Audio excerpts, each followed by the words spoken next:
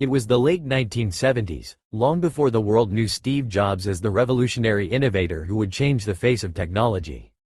Back then, he was just a scrappy, idealistic young man with a dream that seemed far too big for his modest beginnings.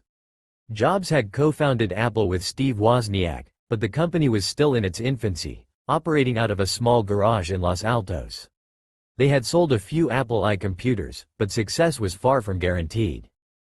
Jobs was restless, always seeking wisdom and inspiration from unexpected places. One evening, after an exhausting day of troubleshooting circuits and debating design ideas with Wozniak, Jobs found himself wandering the streets of Palo Alto. His mind raced with questions.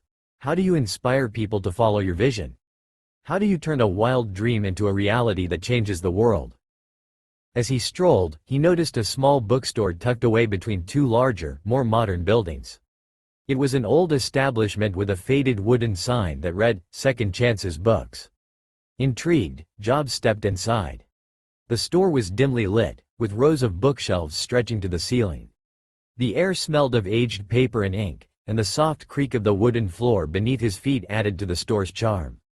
Behind the counter sat an elderly man, his hair silver and his posture relaxed, as if he had all the time in the world. "Looking for something specific?" the man asked, his voice calm and inviting. "Not really," Jobs replied, scanning the shelves. "I'm just looking for answers." The man smiled knowingly. "Aren't we all?" Jobs felt an instant connection with the man. There was a wisdom in his eyes that seemed to hold secrets of the universe. The two struck up a conversation, and Jobs learned that the man's name was Walter Simmons. Walter wasn't just a bookstore owner. He was a retired inventor who had spent decades in the tech industry, working on projects that never saw the light of day. "Failure teaches you more than success ever could," Walter said at one point. "Every misstep is a lesson, and every dead end is a chance to rethink your path." The simplicity of Walter's words resonated deeply with Jobs. He spent hours that evening talking to Walter about everything from philosophy to design to the nature of leadership. Walter had a knack for asking questions that forced Jobs to think differently. "What's the story you want to tell the world, Steve?" Walter asked as Jobs prepared to leave. Jobs paused. No one had ever framed his ambitions as a story before. "I want people to believe they can change the world," he said finally.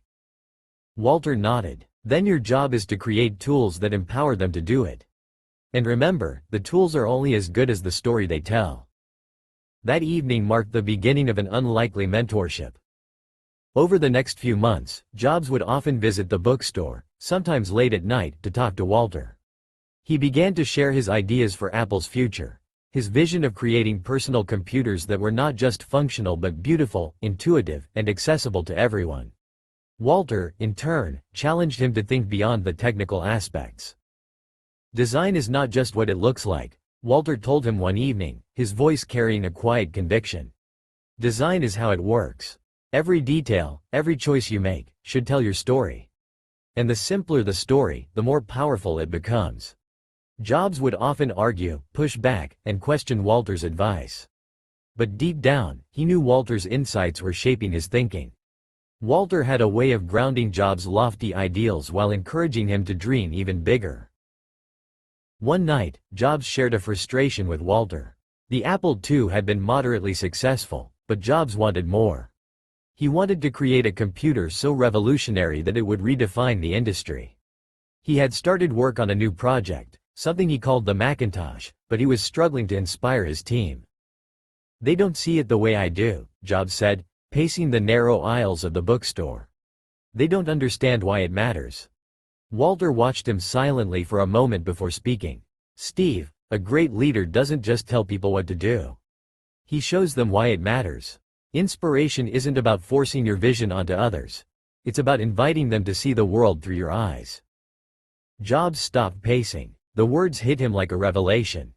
"You're saying I need to tell them the story," he said. Walter nodded. "And make them a part of it. People don't just follow ideas, they follow purpose. Give them a reason to believe, and they'll do the impossible." Jobs took Walter's advice to heart. Over the next few months, he poured his energy into not just developing the Macintosh but also into crafting the narrative around it. He began holding intense, impassioned meetings with his team, painting vivid pictures of a future where personal computers would be as ubiquitous as telephones. "We're not just building a computer," Jobs told his team one day. "We're creating a tool that will unleash creativity, connect people, and change the way the world works." Walter's influence was evident in every word. As the Macintosh project progressed, Jobs continued to visit Walter. But one evening, when Jobs arrived at the bookstore, he found it dark and locked.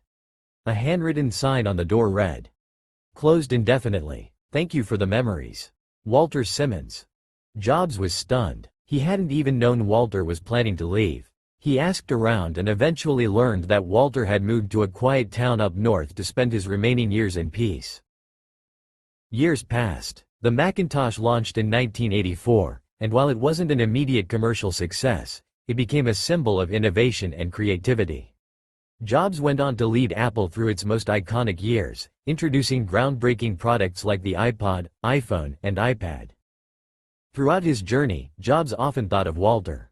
He never got the chance to thank the old man properly, but Walter's lessons stayed with him, shaping his approach to design, leadership, and storytelling. One day, while addressing a group of young entrepreneurs at a conference, Jobs shared a story he rarely told. "There was a man who once asked me what story I wanted to tell the world," Jobs said, his voice steady but reflective.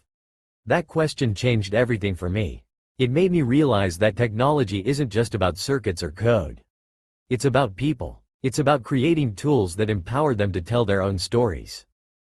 The audience listened intently, unaware of the full weight of those words. Walter Simmons passed away quietly in his sleep a few years later, leaving behind no family, no fanfare, only the memories of those he had touched. Jobs learned about his death through a mutual acquaintance and was deeply moved. Years later, as he prepared for the launch of the iPhone, Jobs found himself sitting alone in his office, holding a small, worn book that Walter had once given him. Inside, on the first page, Walter had written, "To Steve, remember, the tools we create are only as powerful as the stories they inspire. Keep telling yours." Jobs closed the book and smiled. Walter's voice, though silenced by time, still resonated within him. And so, Steve Jobs continued his journey, carrying with him the lessons of a silent mentor who taught him that even the most extraordinary innovations begin with a simple story.